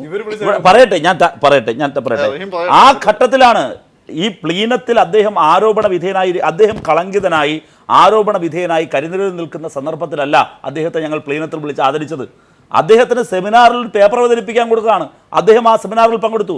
ആ സെമിനാർ എത്രയോ പേർ പങ്കെടുത്തു. കമ്മ്യൂണിസ്റ്റ് പാർട്ടി വിട്ടുപോയവർ പോലും പല ഘട്ടങ്ങളിലും നമ്മുടെ സമ്മേളനങ്ങളിൽ നടക്കുന്ന അനുബന്ധ പരിപാടികളിൽ പങ്കെടുക്കാറില്ലേ? അത്രയേ ഉള്ളൂ. ഇനി ആ വിളിച്ച സന്ദർഭത്തിലും നമ്മൾ ഇത്രയും പ്രകോപിതമാകാൻ വേറൊന്നുമില്ല. അദ്ദേഹം കേരളത്തിലൊരു മന്ത്രി മാത്രമാണ്. അദ്ദേഹത്തിന്റെ പേരിൽ അന്ന് ആരോപണമില്ല. അതിനുശേഷമാണ് ആരോപണം. BJP ചെയ്തതോ അദ്ദേഹത്തിന്റെ പേരിൽ ആരോപണം വന്നതിന് ശേഷം അദ്ദേഹത്തെ അവിടെ വാഴിച്ചു എന്ന് മാത്രമല്ല, വിവിധ സന്ദർഭങ്ങളിൽ അദ്ദേഹത്തിനെതിരെ കോടതി പരാമർശം ഉണ്ടാകുന്നു. കൂടുതൽ ക്ലാരിറ്റി വരുന്നു അദ്ദേഹം കുറ്റം ചെയ്തുവെന്ന്. അപ്പോഴൊക്കെയും എന്തിനേറെ ഇന്നലെ അദ്ദേഹം രാജിവെച്ച് ഒഴിഞ്ഞു പോകുമ്പോൾ സ്വാഭാവികമായി ആ സമിതിയിൽ നിന്നും ചെയർമാൻഷിപ്പ് പോകുന്നത് ഒഴികെ BJPയുടെ ഭാഗത്ത് മാറ്റാനേ നീക്കം നടന്നില്ല. അതാണ് വിവാദം. രണ്ടാണ് രണ്ടായി കാണുന്നത്. ഇവരുള്ള ആളുകളാണ് CPM വിളിക്കുക. ഇങ്ങനെയുള്ള മൊയന്തുകളെ വിളിക്കാതല്ല. ഈ മൊയന്തിനെ വിളിച്ചിട്ടുണ്ട്. അതിന് കാരണമുണ്ടോ? എന്തുകൊണ്ട് ഈ അതൊക്കെ ശ്രീ ഫഖ്റുദ്ദീന്റെ സാങ്കല്പികമായ കാര്യങ്ങൾ മാത്രമാണ്. ബാർ കോഴ എന്നത് KM മാണിയിൽ ഒതുങ്ങുന്നില്ല.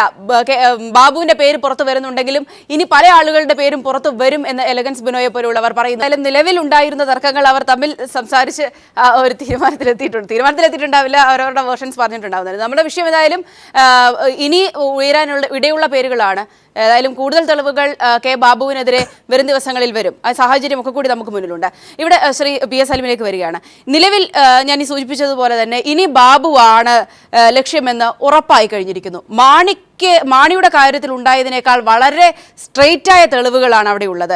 ബിജു രമേശ് നേരിട്ട് കൊണ്ട് പണം കൊടുക്കുന്നു, അവിടെ വ്യക്തമായ സാക്ഷി അടക്കമുണ്ട്. ആ സാക്ഷി വരും ദിവസങ്ങളിൽ ഈ വിഷയവുമായി നേരെ കോടതിയിലേക്ക് നിയമ പോരാട്ടത്തിലേക്ക് പോകുമെന്ന് VS അടക്കം പറയുന്നു. ബാബു വിഷയത്തിൽ എന്താണ് പൊതുവിൽ കോൺഗ്രസിന്റെ നിലപാട് അല്ലെങ്കിൽ UDF നിലപാട്? അല്ല സൗമ്യ, വേറൊരു രസകരമായ കാര്യമുണ്ട്. ഇന്ന് കെ ബാബു ഒരു കാര്യം പറഞ്ഞിട്ടുണ്ട്. ബിജു രമേശിനെതിരായുള്ള ഡിഫോമേഷൻ കേസ് ശക്തമായി മുമ്പോട്ട് കൊണ്ടുവന്ന് പറഞ്ഞിട്ടുണ്ട്. ബാബു വളരെ കോൺഫിഡന്റ് ആണ്. ഇപ്പം ബാബു എക്സൈസ് മന്ത്രി എന്ന നിലയിൽ സ്വാഭാവികമായും ഈ ബാറുകളുടെ ഒരു നിരോധനം, അതിൽ മുഖ്യമന്ത്രിയും KPC പ്രസിഡന്റ് UDF എടുത്ത തീരുമാനത്തിന്റെ അത് ഇംപ്ലിമെന്റ് ചെയ്യുന്ന എക്സൈസ് മന്ത്രിയാണ്. സ്വാഭാവികമായും കേരളത്തിലെ ബാർ ഉടമകൾക്ക്, പ്രത്യേകിച്ചും ബിജു രമേശിനെ പോലെ ഈ ഒരു നിരോധനം കൊണ്ട് വളരെ ഭീമമായ സാമ്പത്തിക നഷ്ടമുണ്ടായ ഒരാളുടെ ഒരു വിരോധം അത് നമുക്ക് മനസ്സിലാക്കാൻ കഴിയുന്നൊരു കാര്യമാണ്. അപ്പോൾ ബാബു ടാർഗറ്റഡ് ആണ്. മാണി സാറ് വന്നു എന്ന് പറയുന്നത് യാദൃശ്ചികമായി വന്നൊരു കാര്യമായിരിക്കും. പക്ഷെ ആദ്യം മുതൽ ഇവർ കെ ബാബുവിനെയും VM സുധീരനെ ഇപ്പോൾ അധികാരത്തിലുള്ള ആളുകൾ സുധീരനെ ഒരു ക്യാരക്ടർ അസാസിനേഷൻ ശ്രമം നടത്തി. പക്ഷെ അത് ദയനീയമായി പരാജയപ്പെട്ടു. കാരണം കേരളീയ സമൂഹത്തിൽ KPC പ്രസിഡന്റ് VM സുധീരനുള്ള ഒരു വലിയ സ്ഥാനം, അത് ഒരു ബാർ ഉടമയ്ക്ക് അല്ലെ 1-2 പേർക്ക് ചെളിവാരി എറിഞ്ഞാൽ തകരുന്നല്ലതുകൊണ്ടാണ് അവരിങ്ങ് പിന്മാറി. പിന്നീട് മുഖ്യമന്ത്രിക്കെതിരായിട്ട് എക്സൈസ് മന്ത്രിക്കെതിരായിട്ട് ഇവർ ഈ ആരോപണം ഉന്നയിച്ചിട്ടുണ്ട്. കെ ബാബുവിനെതിരെയുള്ള ഒരു കേരളത്തിലെ വിജിലൻസ് പരിശോധിച്ചതാണ്, സമഗ്രമായി പരിശോധിച്ചതാണ്. ഇപ്പം മാണി സാറിനെതിരെ പറഞ്ഞ വിജിലൻസിന്റെ ആ അന്വേഷണവും കെ ബാബുവിൽ ഇതെല്ലാം നടത്തിയത് കേരള വിജിലൻസ് ആണ്. അത് ബാബുവിൻ്റേത് ഒന്നുമില്ലാന്ന് വന്നു. മാണി സാറിനെതിരായിട്ടുള്ള കാര്യത്തിലും വിജിലൻസിന്റെ ഒരു കൺക്ലൂഷൻ നമുക്കറിയാം. അതിനുള്ള ഒരു പ്രോസിക്യൂട്ട് ചെയ്യാനുള്ള റഹീം അതിനിടെ വരണ്ട. നിങ്ങളുടെ ലക്ഷ്യം എനിക്ക് മനസ്സിലായി. ഞാൻ പറഞ്ഞു അതിന്റെ ഫാക്ച്വൽ പൊസിഷനാണ്. റഹീം ഉദ്ദേശിച്ചത് അതിനകത്ത് കെ ബാബുവിന്റെയും കെ മാണിന്റെയും കാര്യത്തിൽ രണ്ട് നീതി ഉണ്ടെന്നുള്ള ഒരു ഇപ്പോഴും ഇവരുടെ ലക്ഷ്യം ഇതിനകത്ത് എങ്ങനെ മാണി സാറിനെ തെറ്റിക്കാം എന്നുള്ളതാണ്. അല്ല, പക്ഷെ ഞങ്ങളുടെ മുമ്പിലുള്ള പ്രശ്നം അതല്ല. ഇതിൽ സുകേസിന്റെ അന്വേഷണ റിപ്പോർട്ടിൽ വന്നത് എന്താണ്? ഞാൻ കുറച്ചുകൂടി ഡീറ്റെയിൽ ആയിട്ട് പോവാം. ഇവിടെ ഒരു കവറുമായി ബിജു രമേശിന്റെ ഡ്രൈവർ പോയി എന്നുള്ളതാണ്. വേറെ എവിഡൻസ് ഒന്നും, ആ എവിഡൻസ് പോരാ എന്നുള്ളതായിരുന്നു വിജിലൻസിന്റെ ഒരു ഫൈനൽ കൺക്ലൂഷൻ. അതാണ് അതുകൊണ്ട് ഫർദർ എൻക്വയറി വേണമെന്നുള്ള വിജിലൻസ് ജഡ്ജികൾ വന്നു. അത് സ്വാഭാവികമായിട്ടും ഹൈക്കോടതി കൺഫേം ചെയ്തു. കെ ബാബുവിനെതിരെ ഒന്നുമില്ല. ഇതേ വിജിലൻസ് പിന്നെ നിങ്ങൾ ബാബുവിനെതിരെ അന്വേഷണം നടത്തുന്നു എന്ന് പറഞ്ഞാൽ ഇങ്ങനെ ഇന്ന് ഡിഫാമേഷൻ കേസുമായി കെ ബാബു മുന്നോട്ട് പോകും എന്ന് പറഞ്ഞുകൊണ്ടാണ് ഈ ബിജു രമേശ് ഇവിടെ ഒരു ബ്ലാക്ക് മെയിലിംഗ് പൊളിറ്റിക്സ് കളിക്കുകയാണ്. അപ്പൊ അതിൽ CPM-ന്റെ പിന്തുണ കാണുമായിരിക്കും, BJP-യുടെ പിന്തുണ കാണുമായിരിക്കും. ഇതിലൊരു കോൺഗ്രസ് വിരുദ്ധ UDF വിരുദ്ധ ഒരു നിലപാടിന് ശക്തി വരാൻ വേണ്ടി ബിജു തോമസിന് മുന്നിൽ കളിക്കുന്നതാണ്. അറിയാൻ മേലായിട്ട് ചോദിക്കുക, സ്വന്തം ഈ സ്വന്തം അസ്തിത്വം, സ്വന്തം നിലനിൽപ്പിനെ അപകടപ്പെടുത്തിക്കൊണ്ട് ബിജു രമേശ് എന്തിനാണ് ഇങ്ങനെ ബ്ലാക്ക് മെയിൽ ചെയ്യുന്നത്? എനിക്ക് മനസ്സിലാവുന്നില്ല. മൊത്തം ബാധകാരുടെ പ്രശ്നമുണ്ട്, അതെനിക്ക് മനസ്സിലാക്കാം. ബിജു രമേശ്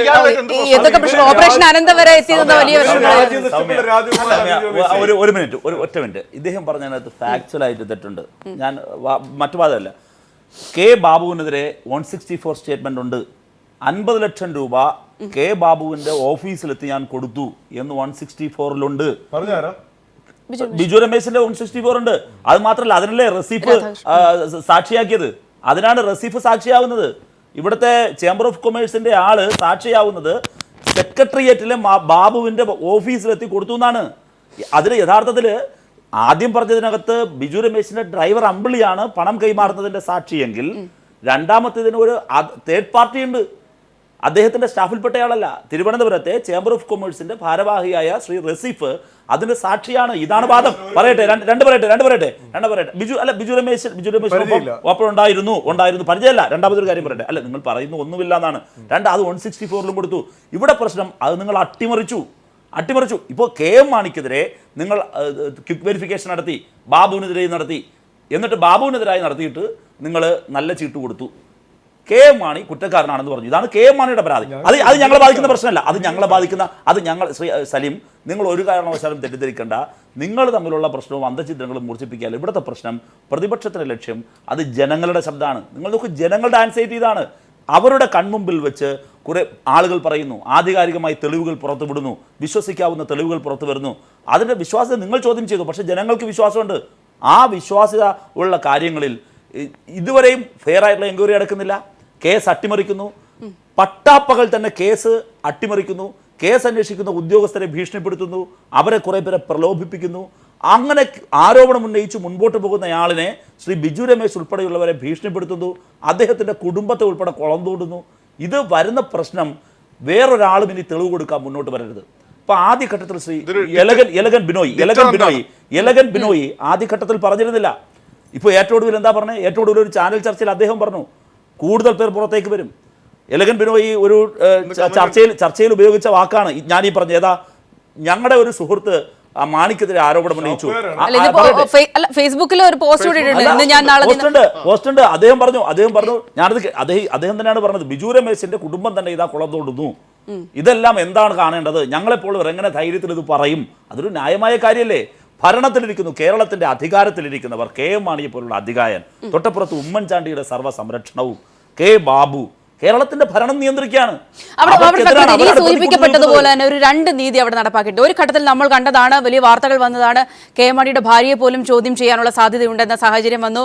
വീട്ടിലെത്തി പരിശോധിക്കുന്ന ഒരു സിറ്റുവേഷൻ ഉണ്ടായി. പക്ഷെ പിന്നീട് കാര്യങ്ങൾ വീണ്ടും മാറി മറിയുന്നു. ഈ സൂചിപ്പിക്കപ്പെട്ടതുപോലെ തന്നെ പറയാതെ പറഞ്ഞ പോലെ രണ്ട് നീതി. ഇതിൽ ഇരട്ട നീതി. ഈ ഒരു വിഷയം വരുമ്പോ ഞാൻ മാണിക്കെതിരല്ല, മാണി സാറിന്റെ കൂടെ തന്നെയാണ്. കാരണം നമ്മൾ മാണി സാറിനെ മാണി എന്ന് വിളിക്കാൻ കാരണം ഈ ഉടായ്പൊക്കെ അയാൾ കാണിച്ചതുകൊണ്ടാണ്. പക്ഷെ ഇപ്പം മാണി പുറത്താണ്. മാണി പതിതനാണ് മാണി. അപ്പോൾ ഇപ്പം മില്ലൻ സ്ഥാനത്ത് നിൽക്കുന്ന ബാബു ഉൾപ്പെടെയുള്ള ആളുകളെ ഞാൻ മനസ്സിലാക്കിയെടുത്തോളം അതിൽ കോൺഗ്രസ് ഐ ഗ്രൂപ്പിലെ പ്രധാനപ്പെട്ട രമേശ് ഉൾപ്പെടെയുള്ള ആളുകളെ പേരുണ്ടെന്നാണ് ബിജു രമേശ് പറഞ്ഞിരിക്കുന്നത്. അപ്പോൾ സ്വാഭാവികമായിട്ട് ഇവർക്കെല്ലാം ഒരേ അന്വേഷണം വേണം. മാണിക്ക് മാത്രമായിട്ട് അന്വേഷണം ചുരുങ്ങരുത്. അതിൽ എന്തെങ്കിലും ഒരു ധാർമ്മിക ബോധം, ഈ നമ്മളിപ്പോൾ ഇയാളെ കൊണ്ട് പറയുന്നല്ലേ, ആരെ കൊണ്ട്, മാണിനെ കൊണ്ട് പറയുന്ന ധാർമ്മിക ബോധം എന്തെങ്കിലും ഈ പറയുന്ന ബാബു ഉൾപ്പെടെയുള്ള മന്ത്രിമാർക്ക് ഉണ്ടെങ്കിൽ അവർ രാജിവെച്ച് പുറത്തുനിന്ന് അന്വേഷണത്തെ നേരിടും. അതാണ് വേണ്ടത്. ശ്രീ സലീം, ഈ സൂചിപ്പിക്കപ്പെട്ട പോലെ തന്നെ അതിന്റെ സാഹചര്യങ്ങൾ കൂടി പരിശോധിക്കേണ്ടതല്ലേ? കേസ് രണ്ടും കൈകാര്യം ചെയ്ത രീതി അവിടെ പോലും ഇവർ പറഞ്ഞ ബിജു രമേശ് കൺസിസ്റ്റന്റ് ആയിരുന്നു. ബിജു രമേശ് ആദ്യം പിന്നെ മാണി സാറിനെതിരാണ് പറഞ്ഞത്, പിന്നെ ആർക്കെതിരാണ് പറഞ്ഞു, പിന്നെ പറഞ്ഞു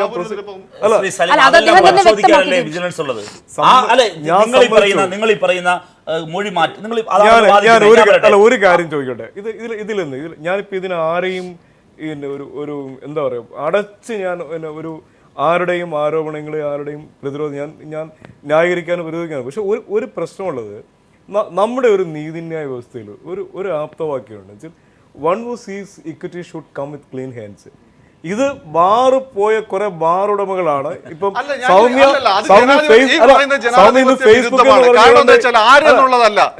സെൻസ് ഉണ്ടോ എന്നുള്ളതാ. ബിജു രമേശ് മാണിയുടെ കാര്യത്തിലാണ്, ബാബുവിന്റെ കാര്യത്തിൽ ഉറച്ചു നിന്നില്ലേ? പിന്നെ രണ്ടാമത് എത്ര മോശമാണ് നിങ്ങൾ ലൈസൻസ് കെട്ടാൻ തന്നെ ചെയ്യാത്തത്.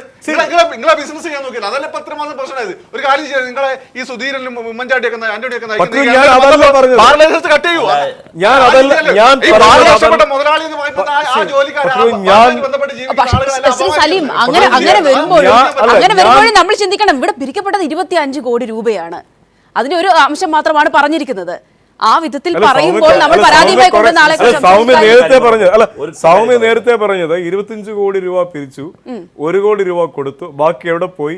ഇതൊക്കെ ആരോ പറഞ്ഞതുപോലെയാണ് പറഞ്ഞിരിക്കുന്നത്. കേരളത്തിൽ കള്ളുഷാപ്പുകാരും ബാറുടമകളും അല്ലെങ്കിൽ വേറെ ഇതുപോലെ ഏതെങ്കിലും ഇത്തരം കാര്യങ്ങൾ ഇതെന്തായാലും ഒരു ഫെയർ ഡീൽ അല്ലല്ലോ. ഫെയർ ഡീൽ അല്ല. അങ്ങനെ ഉണ്ടെങ്കിൽ രണ്ടറ്റത്തുള്ളവരും അല്ല അനുഭവിക്കേണ്ടതാണ്. ഞാൻ ചോദിക്കട്ടെ, നിങ്ങളിത് ഏതോ വിശുദ്ധന്മാരുടെ ആപ്തവാക്യങ്ങൾ പോലെ പറയുന്ന ഈ കാര്യം ഞാൻ അല്ല റഹീം പറയട്ടെ, ഇത് ഈ പണം പിരിച്ചത് കേരളത്തിൽ ടാക്സ് അടയ്ക്കാൻ വേണ്ടിയാണോ? അല്ലല്ലോ, അവര് പിരിച്ചു എന്ന് പറയുന്ന അതാണ് ഞാൻ പറഞ്ഞത്. ഇതെന്തായാലും ഒരു അൺഫെയർ ആയ കാര്യത്തിന് വേണ്ടി പിരിച്ചു എന്നും എനിക്കതിന് ശരിതെറ്റുകൾ അറിയില്ല, അല്ലെങ്കിൽ അതിന്റെ ഒരു കൃത്യമായ വിവരങ്ങൾ. പക്ഷെ കുറെ പേര് പണം പിരിച്ചു, ഇത് ആർക്ക് കൊടുത്തു, എങ്ങനെ കൊടുത്തു എന്നതിനെ കുറിച്ച് വ്യത്യസ്തമായ കമന്റ്സ് ആണ്.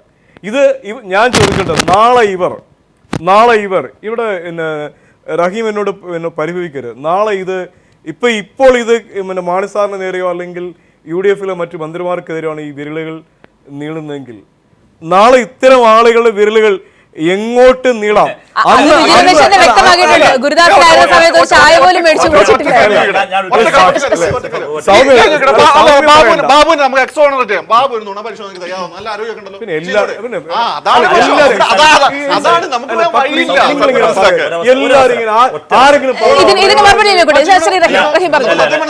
അല്ല ശ്രീ സലീം, ഞാൻ താങ്കൾ പറഞ്ഞപ്പോൾ ക്ഷമയോടെ കേട്ടിരുന്ന ഒരാളാണ്. നിങ്ങൾ നോക്കൂ, വിശുദ്ധൻ എന്ന് പറയാണ്, ഒരു സംശയവും വേണ്ട. ഞാനൊരു കാര്യം പറയട്ടെ, ഇവരെക്കാൾ ഈ വിശുദ്ധമായ ഡീലാണോ അല്ലയോ നോക്കാൻ അപ്പുറത്തെ സൈഡിൽ ഇതിന്റെ ഒരു ഭാഗമായി മാറിയതല്ല KM മാണിയൊക്കെ ആണല്ലോ. ഇവിടെ വരുന്ന പ്രശ്നം എന്നറിയുമോ, ഇവർ കുറേ കാലമായി പറയുന്ന ഒരു കാര്യം, UDF വരുത്തീർക്കാൻ ശ്രമിക്കുന്ന ഒരു കാര്യം, സർക്കാരിന് വേറെ നഷ്ടമൊന്നും ഉണ്ടായില്ല. സോളാർ കേസിലും പറയാൻ പോയതാണ്. ഇവിടെ പ്രശ്നം അതല്ല. ഇവിടുത്തെ പ്രശ്നം എന്താ, ജനങ്ങളെ വിഡ്ഢികളാക്കി ബാറുമായി ബന്ധപ്പെട്ട് തുറക്കുന്നു, പൂട്ടുന്നു, അതിനുശേഷം അത് വെച്ചിട്ട് വിലപേശുന്നു. ഇവിടെ പറയുന്നു ബാർ നഷ്ടപ്പെട്ടവരാണെന്ന്. കൈക്കൂലി എങ്ങനെയാണ്? കൈക്കൂലി സ്വാഭാവികമായും കൈക്കൂലി കൊടുക്കുന്നവരും ശിക്ഷാ നിയമപ്രകാരം കുറ്റക്കാരൻ തന്നെയാണ്. ഇവിടെ പ്രശ്നം എന്താ, കൈക്കൂലി കൊടുത്തിട്ട് കാര്യം നടക്കാതെ വന്നു. പീപ്പിൾ TVയുടെ ഈ സ്റ്റുഡിയോയിലിരുന്നാണ് ബിജു രമേശ് അത് പറയുന്നത്. എന്താ പറയുന്നത്? പണം കൊടുത്തതല്ല അവരുടെ പ്രശ്നം, കൊടുത്ത പണം ഭണ്ഡാരത്തിലിട്ടതുപോലെയായി. ചോദിച്ചപ്പോൾ എവിടെ പോയി, വീണ്ടും തരൂ എന്ന് പറഞ്ഞു. പ്രശ്നം അതാണ്. നിങ്ങൾ എന്ത് ചെയ്തു? നിങ്ങൾ പണം വാങ്ങിയിട്ട് അധികാരത്തിൻ്റെ ഗർഭോപയോഗിച്ച് ചെയ്തുകൂടി കൊടുത്തില്ല. ഇവിടെ വരുന്ന പ്രശ്നം എന്താ, ബാക്കി ചില ആരോപണങ്ങൾ ഉയർന്നല്ലോ. സ്വർണ്ണക്കടക്കാരിൽ നിന്ന് വാങ്ങി, അടുത്തെന്താ നമ്മുടെ ബേക്കറിക്കാരിൽ നിന്ന് വാങ്ങി. അവരൊന്നും ഇതുവരെ ആരോപണം അവർ പറഞ്ഞിട്ടില്ല. എന്താ കാരണം? അവരുടെ കാര്യങ്ങൾ നടന്നു. അതിൻ്റെ നഷ്ടാർക്കാ? ജനങ്ങൾക്കാണ്. ടാക്സ് ഇളവ് ചെയ്ത് കൊടുക്കുകയാണ്. ടാക്സ് ഇളവ് ചെയ്യുന്നു, പ്രീ ബഡ്ജറ്റ് ഡിസ്കഷൻ വിൽക്കുന്നു. ആർക്കാ നഷ്ടം? ജനങ്ങൾക്കാ നഷ്ടം. ആ ജനങ്ങൾക്ക് നഷ്ടപ്പെടൽ വരുത്തി കോടികളുടെ കുംഭകോണം നടന്നിരിക്കുന്നു. ഓരോ പ്രീ ബഡ്ജറ്റ് ഡിസ്കഷനും യഥാർത്ഥ വിലപേശലിൻ്റെ അരങ്ങായിരുന്നു. ഇതല്ലേ ഇതിൽ വന്നൊരു ടോട്ടൽ ഔട്ട്പുട്ട്? അതിൽ ജനങ്ങൾക്കുള്ള നഷ്ടമല്ലേ? ജനങ്ങൾക്കല്ലേ പ്രശ്നം? അത് കാര്യം അവർ പറയില്ല. അവർ പറയാൻ രണ്ട് കാരണങ്ങളാണ്. ഒന്ന്, നിങ്ങൾ ഇപ്പോഴും അധികാരത്തിൽ തുടരുന്നു, അതാണൊന്ന് ഏറ്റവും പ്രാഥമികമായ കാര്യം. രണ്ടാമതൊരു കാര്യം, അവർ പക്ഷേ നിങ്ങൾ ചെയ്തു കൊടുത്തിരിക്കും. അങ്ങനെ ചെയ്തിട്ടുണ്ടെങ്കിൽ അത് അന്വേഷണത്തിന് വിധേയമാകണ്ടേ? സർക്കാരിനും ഗവൺമെന്റിനും ജനങ്ങൾക്കുള്ള നഷ്ടമല്ലേ? അങ്ങനെ മുമ്പോട്ട് കൊണ്ടുപോകാൻ പറ്റുമോ? എന്തേ അത്തരം ആരോപണം വരുമ്പോൾ ധാർമ്മികതയുടെ വലിയ വാചാലത മുഴക്കുന്ന ഉമ്മൻചാണ്ടി നിലപാട് സ്വീകരിക്കുന്നില്ല? മെഹബൂബ് നഗറിലൊരു ട്രെയിൻ മറിഞ്ഞു. അന്ന് ലാൽ ബഹദൂർ ശാസ്ത്രി നേരെ കൊടുത്തു, ഞാനാണ് റെയിൽവേ മന്ത്രി, ഞാൻ രാജിവെക്കുന്നു എന്ന് പറഞ്ഞു. നെഹ്റു സ്വീകരിച്ചില്ല. 3 മാസം കഴിഞ്ഞപ്പോൾ അരിയല്ലൂർ ട്രെയിൻ ദുരന്തം ഉണ്ടായി. ലാൽ ബഹദൂർ ശാസ്ത്രി വീണ്ടും കൊടുത്തു. നെഹ്റു ആ രാജി സ്വീകരിച്ചു. എന്നിട്ട് വാർത്താ സമ്മേളനം നടത്തി പറഞ്ഞു, ട്രെയിൻ ഓടിച്ചയാളല്ല, ട്രെയിൻ ദുരന്തവുമായി നേരിട്ട് ബന്ധമല്ല, പക്ഷേ എന്നിട്ട് പോലും ധാർമ്മികതയുടെ ഉത്തരവാദിത്വം ഏറ്റെടുത്ത് ലാൽ ബഹദൂർ ശാസ്ത്രി എൻ്റെ രാജി തരുന്നു, ഞാനിതാ സ്വീകരിക്കുന്നു. ഇതാണ് ഇന്ത്യൻ ജനാധിപത്യത്തിൻ്റെയും രാഷ്ട്രീയത്തിൻ്റെയും കീഴ്വഴക്കം. അത് പറയട്ടെ, അത് ആണ്. ആ കോൺഗ്രസ് എവിടെ? ഈ കേരളത്തിൽ എവിടെയെങ്കിലും ഒരിടത്ത് 24 മണിക്കൂറിനകം എൻ്റെ മന്ത്രിസഭയിൽ ഒരാൾ അഴിമതിക്കാരനാണെങ്കിൽ പുറത്തായിരിക്കും. ഈ നമുക്ക് പറയാൻ കഴിഞ്ഞു. നിങ്ങളുടെ കൂടെ നിൽക്കുന്ന PJ ജോസഫ്, അപ്പുറം ഞാൻ എവിടെയുണ്ടായി? ഒരാൾ പറ. PJ ജോസഫ്, ഇതേ PJ ജോസഫിന്റെ കാര്യത്തിൽ ആരോപണം വന്ന് ഒരു രാത്രി തികയുന്നതിന് മുമ്പ് രാജിക്കത്ത് എഴുതി പറഞ്ഞു. തുടർന്ന് വന്ന TU കുരുവിള, മുന്നണി രാഷ്ട്രീയത്തിന്റെ കാര്യം നേരത്തെ അദ്ദേഹം പറഞ്ഞല്ലോ. നീലോദാസൻ നാടാർ, മുന്നണി രാഷ്ട്രീയത്തിന്റെ കാര്യത്തിൽ നിങ്ങൾ എന്താ പറഞ്ഞത്? അല്ല പറയട്ടെ, മുന്നണി രാഷ്ട്രീയത്തിന്റെ കാര്യത്തിൽ ഞാൻ ഒരൊറ്റ കാര്യം പറയട്ടെ. മുന്നണി രാഷ്ട്രീയത്തിന്റെ കാര്യത്തിൽ ആലോചനകളുടെ ആവശ്യമുണ്ട്. അദ്ദേഹം പറഞ്ഞു തുടങ്ങിയതാണ് ശ്രീ സലീം. ഇന്നലെ മുതൽ ഇവർ പറയുകയാണ്, 30 മണിക്കൂർ നേരം കേരളത്തിലെ മുഴുവൻ മാധ്യമങ്ങളും ജനങ്ങൾ ടെലിവിഷന്റെ മുമ്പിൽ കാത്തുനിന്നു. വിശന്ന് കാത്തുനിന്ന ആൾക്കാരുണ്ട്. അങ്ങനെ കാത്തുനിന്ന ആൾക്കാരുടെ മുമ്പിൽ 30 മണിക്കൂർ എന്തിനാ വലിയ ചർച്ച നടന്നു? വിലപേശലായിരുന്നു, ഉപാധികളായിരുന്നു. അങ്ങനെ KM മാണിക്ക് സമ്മതമായി എഴുതി കൊടുത്ത ഉപാധികൾ അനുസരിച്ചിട്ടാണ് ഇന്നലെ രാജി സ്വീകരിച്ചുകൊണ്ട് അദ്ദേഹം പറഞ്ഞത്. ഞാൻ ചോദിക്കട്ടെ, ഞാൻ പറയട്ടെ, അതിന്റെ ഒന്നാമത്തെ ഉപാധിയാണ് ഞങ്ങൾ നിങ്ങളെ ഡിസോൺ ചെയ്യില്ല. ഉമ്മൻചാണ്ടി ഓൺ ചെയ്തു. എന്താ ഓൺ ചെയ്തേ? KM മാണി കുറ്റക്കാരനാണെന്ന് ഈ നിമിഷവും ഞങ്ങൾ കരുതുന്നില്ല. അതാണ് ഒന്നാമത്തെ ഉപാധി. KM മാണിയെ വിശുദ്ധനായി ഞങ്ങൾ തുടർന്നും പറയും. എം മാണി ഞങ്ങളുമായി സൗഹൃദ ബന്ധം തുടരും, എം മാണി തെറ്റുകാരനല്ല എന്നൊരു 1000 വട്ടം കേരളത്തിന്റെ മുഖ്യമന്ത്രി പറയുകയാണ്. അതാണ് ഒന്നാമത്തെ ഉപാധി. രണ്ടാമത്തെ ഉപാധി വരാനിരിക്കുന്നേ ഉള്ളൂ, ആരൊക്കെ മന്ത്രിയാകുന്നു, മറ്റു അതിന് കാണാനിരിക്കുന്നേ ഉള്ളൂ. അതൊക്കെ കണ്ടീഷൻ മെയിൻറ്റെയിൻ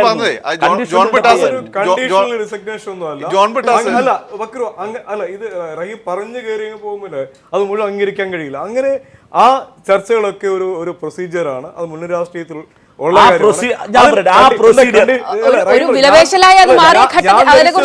ഞാൻ ധരിച്ചത് റഹീം എന്തോ വലിയ കാര്യം പറയാൻ ഇതിന് മറുപടി പറയൂ, ചെറിയ കാര്യത്തിന് മറുപടി പറയൂ. ഞാൻ പറഞ്ഞ ഈ വളരെ ചെറിയ കാര്യത്തിന് താങ്കളുടെ ഭാഷയിൽ ഞാനീ പറഞ്ഞ ഈ നിസാരമായ കാര്യത്തിന് മറുപടി പറയൂ. അല്ല, റഹീം പറഞ്ഞത് കെ മാണി വിശുദ്ധനായും ഇത് നമ്മുടെ ഒരു ലീഗൽ സ്ട്രക്ചറിൽ ഒരിക്കലും ഒരാള് കുറ്റക്കാരനാണ് തെളിയുന്നവരെ കുറ്റക്കാരനാണെന്ന് പറയാൻ. അങ്ങനെയാണെങ്കിൽ പി ജെ ജോസഫിന് എങ്ങനെ രാജിവെച്ചു? അതിന് ഒരു ആലോചനയും വേണ്ടി വന്നില്ലല്ലോ, ഇത്രയും പ്രൊസീഡിംഗ്സിന്റെ ആവശ്യം ഉണ്ടായിരുന്നില്ലല്ലോ. അതാണ് ധാർമ്മികത. ജനങ്ങൾക്ക് കെ പി വിശ്വനാഥൻ എങ്ങനെ രാജിവെച്ചു? ആ കെ പി വിശ്വനാഥന്റെ രാജി പോലും തെറ്റായി പോയി എന്ന് മുൻകാല ആ രാജി വാങ്ങിച്ചത് കേരളത്തിന്റെ മുഖ്യമന്ത്രി ഉമ്മൻചാണ്ടി തന്നെയാണ്. അത് തന്നെയാണ് ഞങ്ങളും പറയുന്നത്. കെ പി വിശ്വനാഥന്റെ കാലത്ത് ഉമ്മൻചാണ്ടിക്ക് വേറൊന്നും ഉണ്ടായിരുന്നില്ല. ഇപ്പൊ ഉമ്മൻചാണ്ടിക്ക് പേടിക്കാൻ ഒരുപാടുണ്ട്. അതാ ഉമ്മൻചാണ്ടി ഇപ്പൊ വാങ്ങാത്തെ. നമുക്ക് ചർച്ചയിലേക്ക് വളരെ വേഗം തിരികെ എത്താം. വളരെ കുറച്ച് സമയം കൂടിയാണ് നമുക്ക് ഇനി ചർച്ചയ്ക്ക് ഉള്ളത്. വളരെ വേഗം നമുക്ക് ഏതായാലും ചർച്ച അവസാനിപ്പിക്കേണ്ടതുണ്ട്. ഒരു റൗണ്ട് കൂടി എല്ലാവരിലേക്കും പോയ ശേഷം അവസാനിപ്പിക്കാമെന്ന് കരുതുന്നു. ഇവിടെ ശ്രീ സലീം, കേസിന്റെ എല്ലാ ഘട്ടത്തിലും നമ്മൾ കണ്ടതാണ്. ഒരു പക്ഷേ മാധ്യമവാർത്ത എന്ന രീതിയിലൊക്കെ തള്ളിക്കളയാമായിരിക്കും. പല ഘട്ടങ്ങളിലും ആദ്യം കൈയൊഴിഞ്ഞ് പിന്നീട് മാണിയെ പ്രൊട്ടക്ട് ചെയ്യേണ്ട സാഹചര്യങ്ങളൊക്കെ ഉണ്ടായി. പക്ഷേ ഇനി ഉയരാൻ പോകുന്ന വലിയ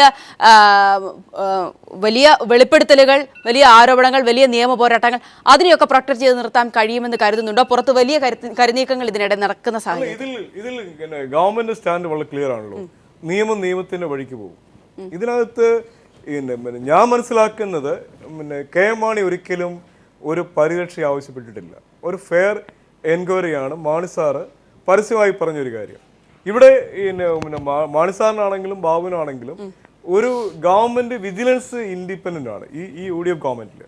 കാരണം ഹൈക്കോടതി തന്നെയല്ലേ നിരീക്ഷിച്ചത്? ഹൈക്കോടതി പറഞ്ഞിട്ടില്ല. അവിടെയാണ് തെറ്റ്. ഹൈക്കോടതി വിജിലൻസ് ഡയറക്ടറുടെ ഇന്റർഫിയർ ചെയ്യാനുള്ള അധികാരം ഹൈക്കോടതി ആയിട്ടുണ്ട്.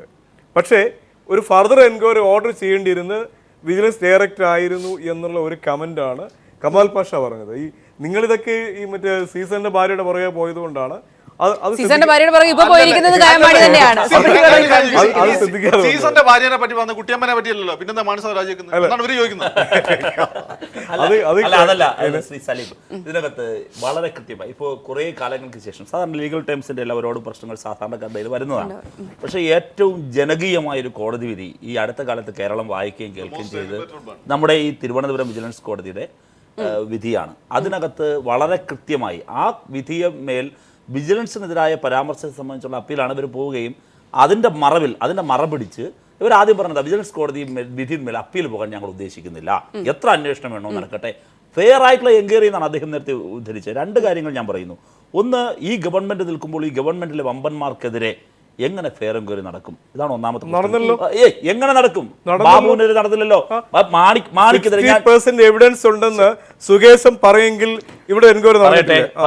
ആ സുകേശൻ ഇതേ കൈരളി വഴി അന്ന് വാർത്ത പുറത്തു വിട്ടല്ലോ. സുകേശന്റെ ജീവന് പോലും ഒരൊറ്റ കാര്യം പറയട്ടെ. ആ സുകേശൻ തയ്യാറാക്കി കൊടുത്ത യഥാർത്ഥത്തിൽ വിജിലൻസ് കോടതി അല്ല വിജിലൻസ് വളരെ കൃത്യമായി സുകേശൻ അന്വേഷണം നടത്തിയിട്ട് കൃത്യമായ വിവരങ്ങളുടെ അടിസ്ഥാനത്തിൽ കൊടുക്കുന്നു. അതൊരു കവറിംഗ് നോട്ട് വെച്ച് അതിനെ മാറ്റുകയാണ്. വിൻസെന്റ് പോൾ അതിനെയാണ് നമ്മുടെ തിരുവനന്തപുരം ജില്ലാ വിജിലൻസ് കോടതി തള്ളിക്കളഞ്ഞത്. ആ തിരുവനന്തപുരത്തെ വിജിലൻസ് കോടതി തള്ളിക്കളഞ്ഞു. നിങ്ങൾ പിന്നെ എവിടെ ഫെയർ എൻക്വയറി നടക്കും? ഇവിടെ ഫെയർ എൻക്വയറി നടക്കില്ല. ഒന്നാമത്തെ കാര്യം, ഫെയർ എൻക്വയറി നടക്കില്ല. ഈ നിങ്ങളുടെ കീഴിൽ എങ്ങനെയാണ് ഫെയർ എൻക്വയറി നടക്കുക? ഈ പറയുന്ന ആകാശത്ത് നല്ല തെളിവെന്ന് സമയപരിമിതിയുണ്ട്. അതായത് വരും ദിവസങ്ങളിൽ ഇത് തന്നെയായിരിക്കും രാഷ്ട്രീയ ചർച്ചകൾ ഉറപ്പാണ്. നമുക്ക് വീണ്ടും ചർച്ച ചെയ്യാം. ശ്രീ ഫക്രുദ്ദീൻ അലി, സമയം ഇവിടെ അവസാനിക്കുകയാണ്. അതുകൊണ്ട് തന്നെ ചർച്ച അവസാനിപ്പിക്കേണ്ടിയിരിക്കുന്നു. ചർച്ചയ്ക്ക് ശേഷം സംസാരിക്കാം. ഏതായാലും മാണിയുടെ രാജിക്ക് പിന്നാലെ വീണ്ടും രാഷ്ട്രീയ കേരളം പ്രക്ഷുബ്ധമായിരിക്കുകയാണ്. കെ ബാബുവിന്റെ പേര് ഉയർന്നു വരുന്നു. മറ്റ് മന്ത്രിമാരുടെയൊക്കെ പേരുകൾ വരും ദിവസങ്ങളിൽ പുറത്തു വരുമെന്ന് തന്നെയാണ് അറിയാൻ കഴിയുന്നത്. ഏതായാലും ഈ വിഷയമാണ് നമ്മൾ ചർച്ച ചെയ്തുകൊണ്ടിരുന്നത്. ഇനി സന്യസിലെ ഇടവേള കൂടി.